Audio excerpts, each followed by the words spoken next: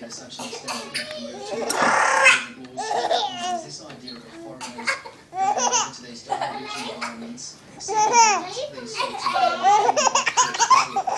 transplants here. It has only happened the ones that we know of now, but anecdotally on the ground, it is something that is happening more and more. We'll put a link up to the project to with more information on the fight against trafficking. Time for us to take a break now. We'll see you in a minute.